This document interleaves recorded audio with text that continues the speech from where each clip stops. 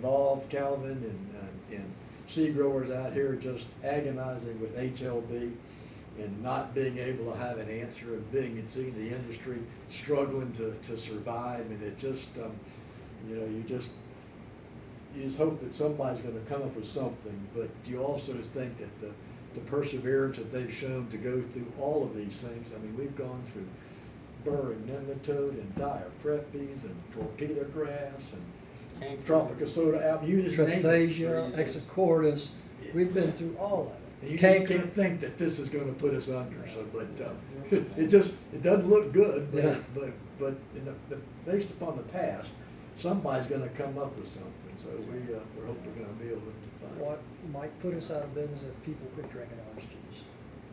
If they keep drinking orange juice and we can, give it to them at a decent price, it's going to, and we can keep that price level, we'll stay in business. Well, I've got 3 grandsons who are going to help out. I'm working on the other one. He's not a big orange juice fan, but that generation doesn't drink orange juice. No, so we got a challenge. Got to reintroduce them to citrus. We got so many other choices. I want to wrap up. Mike, what was the infrastructure around here? You still don't have any processing plants or very few packing houses. And you were talking about hauling fruit to Winter Garden. It must have been a challenge to.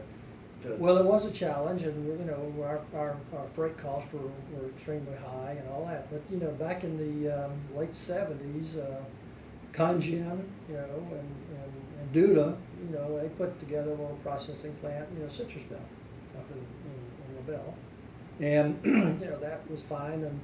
But here again, we didn't sell them any fruit. We sold them some eliminations or some stuff like that. But our fruit was going all the way to Arbordale, for Minute Maid, and or Bradenton with Tropicana, and then later on, Southern Gardens developed their processing out, with U.S. Sugar out there, and of course Citrus Bell is, not processing anymore. It's kind of went through its track and it's not processing. I think Peace River owns it. I think they have storage up there, cold storage and stuff like that.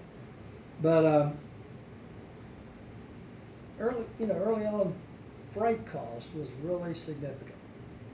In the '70s, guys, I was paying 55 cents a pound, or 55 cents a box to haul fruit. And that was a lot compared to what we were getting for it. And then, Supplies your comptroller and say, we're better off to build a plant. Yeah, well, we talked about it, and we talked about being, in fact, Duda and Congen approached us and, to be part of that process, the plant stuff, but we chose not to do that. And I can't recall exactly, just financially, they didn't want to do it at the time or whatever. And you got to remember, I only had 1,000 acres of grove. I didn't have 6,000 or 7,000 that Duda had, and 6,000 or 7,000 that Congen or Barry had. Barry bought them out. So we didn't have that, that motivation.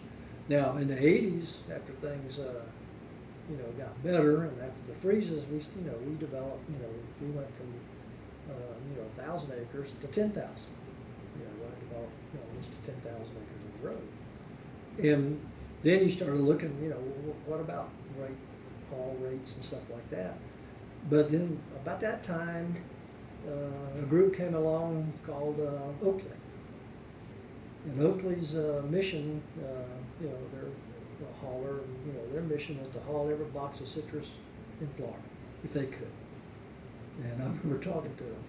And they got right on the haul price, and, they would haul it, And I think the last accounts I had, haul rates now are, I'm reluctant to even tell you what they are now, but they were less than that 55 cent I was hauling back in the early '70s per box.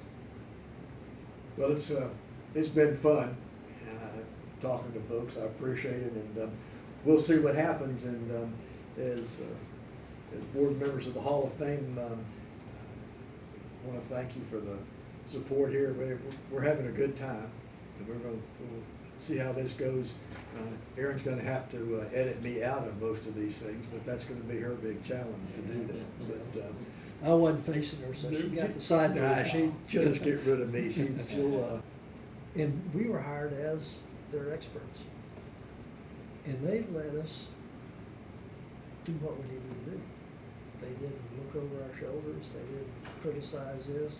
They hired us, they expected us to get the job done and figure it out. You know, that's kind of a distinct advantage. because- And we had that, and, you know, you can't overlook that that Well, was it's so a big, unique. It's a big difference between coming in like that versus being raised on the farm. And why do we do this? Well, because Daddy did it this way.